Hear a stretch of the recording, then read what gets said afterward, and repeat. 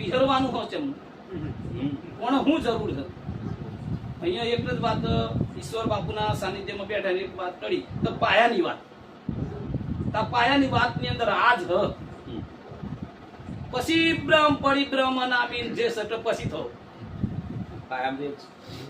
તો એ જાણવા માટે સદગુરુના મન કર્મ વચનથી તન મન ધનથી વરી ચૂકવાનું હોય, સદગુરુની અંદર વિશ્વાસ રાખવાનો હોય. તો એ જે સંતોએ જે વાત કરી એ મોક્ષ માટેની જ વાતો હોય અને ગુરુ શરણ લેવાનું કોઈ તત્પર્ય નહીં. પૈસા ટકે સુખી થવા માટે, ગળ મિલકત વધવા માટે, ઘરથી સુખી થવા માટે, ખાવા પીવા એ બૈરા છોકરાઓ પેદા કરવા માટે ગુરુના શરણમાં જવાતું નથી.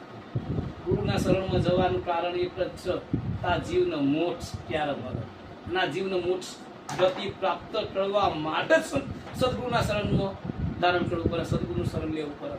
બાકી બીજું કોઈ તાત્પર્ય હોતું નહીં. પણ 99% એવી વાત ચાલી હતી, કંઈક મને બની જાઉં, કંઈક હું પામી જાઉં, કંઈક ભૌતિક રીતે હું સુખી થઈ જાઉં છું, ગુરુને હું સેવી લેવું છું. આવી આકાંક્ષાઓ લઈને બાપુ ગુરુના શરણમાં આવે અને એ તકલીફ પડી સાહેબ. નકર સાહેબ ગુરુના શરણની અંદર એક જ વાત લીધા જેવી હે ગુરુદેવ, આ મારો દેહ બન્યો તો કદાચ મારા પૂર્વ પુરુષાર્થ હશે તો કંઈક સારા મા બાપના જેરા દેહ મળ્યો અને મારા સારા પુરુષાર્થ હોય તો કદાચ મને કોઈ સંત મળ્યા. એટલે માવજીરામ બાપાએ કીધું કે પૂર્વ પુરુષાર્થ હોય તો એવા સંતના દર્શન થાય છે.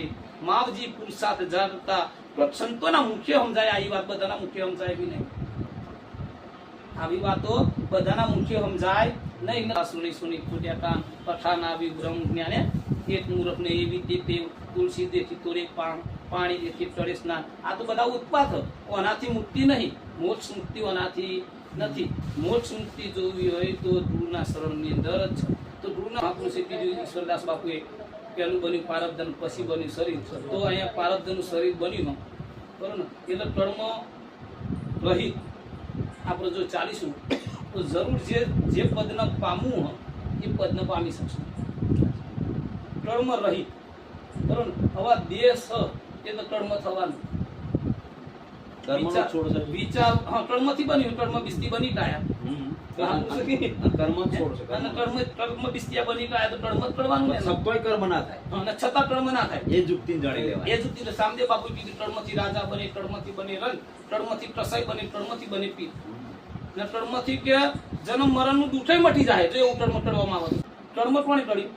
દેહ કર્યું.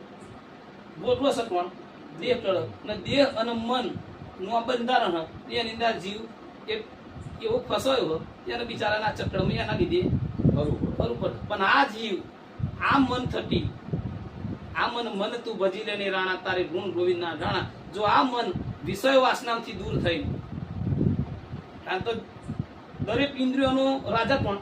આ દેહમાં મન જ. આ બધી ઇન્દ્રિયો નચાવે કોણ? મન જ. અને મનને કોણ નચાવે? વિષય નચાઈ રહ્યા ને.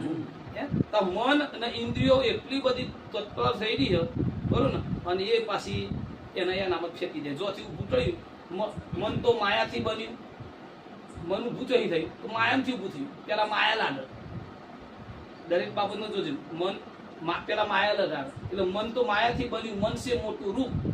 પિંડનો બ્રહ્માંડ થયું ત્યારે હતું બ્રહ્મ સ્વરૂપ. જયારે કઈ નતું ત્યારે તું બ્રહ્મ સ્વરૂપી જ હતો. જયા જન્મ મુક્ત હતા એવા તો. પણ અહીંયા આ બધું થયા પછી તો આ બધું થયું હોય તો એ પાપ અને પુણ્યના ખાટની અંદર જે આ દેહ મળ્યો હોય એટલે દરેક ઇન્દ્રિયો કર્મ કરી રહી હોય, દરેક મનની અંદર આવરણમાં વિષયોની અંદર ડૂબાઈ રહ્યું હોય.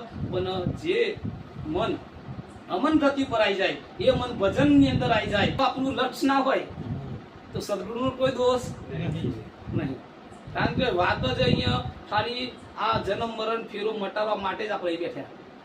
ઘણી બધી રાજાઓની વાતો કરી દેશું, સંતોના આપણે ઇતિહાસોની વાતો કરશું, તો સંતોના ઇતિહાસો વાતો કરશું પણ આપણા પાલનમાં નહીં આવતો. ઈશ્વરદાસ બાપુ